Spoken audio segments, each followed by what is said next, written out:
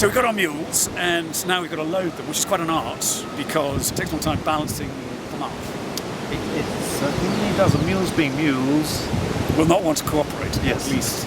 So, in fact, it can take an entire morning, because what's going to happen is they'll load the mules up, and then they'll realise the loads aren't quite balancing, and then they have to take all the loads off. And then once it's all done, we're all ready, we'll suddenly realise we've left something absolutely vital, like a carrot, that the mules might want, right in the middle of the baggage.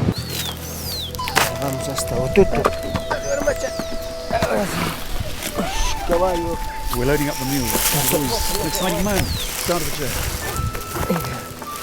This is Washington, our mule, who we're going to be travelling with, who looks kind of resigned to the fact he's going to be travelling for many days with us carrying heavy loads. Yeah, I think he just winked at me. Is that a good sign? We shall find out.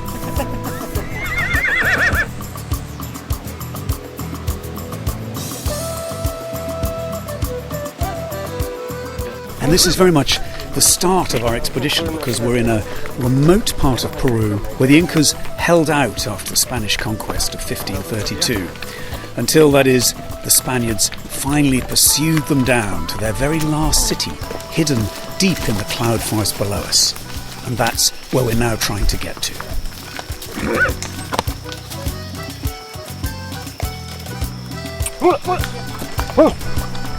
Come on, Washington, you can do it. Most of the day is going to be about climbing uphill over a pass, and then it's down, down, down, 3, 4, 5 days, and at last we'll meet the rainforest and be at our destination, the Spirit of Pampa. Hugh is one of the great travel writers of Peru. He's refound a couple of lost cities in the highlands up here. I'm essentially a jungle person, or desert and Arctic, but I'm not a mountain man. Because this is such an alien place, I want to try and unpick it somehow, and my suspicion is that the Incas, for all their brilliant masonry work, for their glorious outposts, Machu Picchu, Vitkos, it was these mountains that held their secret and, in fact, their hope.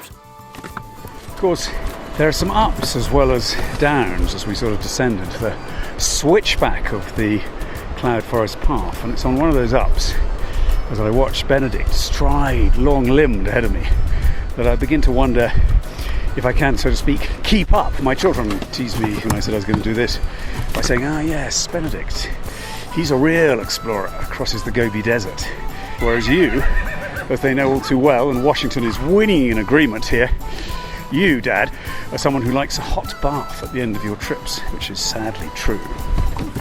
How high are we now? We're about 10,000 feet. We're going to climb to 15,000 feet for a pass, but then we will be descending quite rapidly down into jungle and your natural habitat. Well, I like to think I'm quite fit. I'm pretty breathless, though.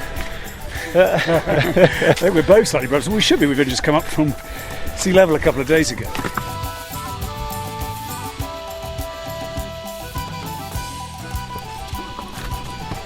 We're passing underneath trees now that are laden with moss, epiphytes, lichen. Over there, just up the hill, it's barren scrubland. It strikes me as a place of microclimates. That's because we're sort of dropping off the side of the Andes down towards the Amazon. The vegetation changes, as you say, just incredibly fast. I mean, it's quite a hassle for walking, because one minute you're in t-shirt and sunglasses, and the next minute you're having to put on your down jacket and get warm again.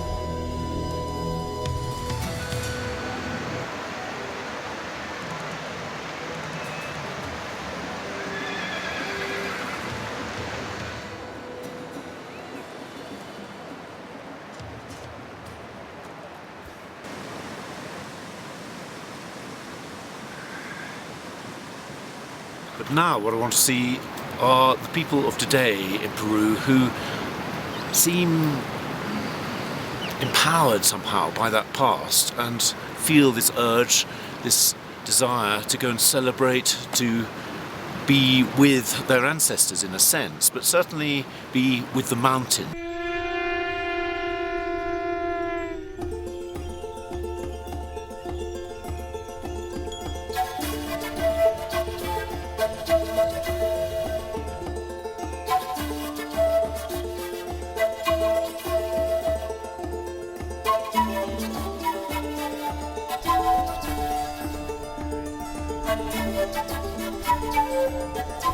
The thing that draws me back to Kaiuriti again and again is that this is the Andean festival par excellence that revives the old Inca customs and brings them to life in the modern age.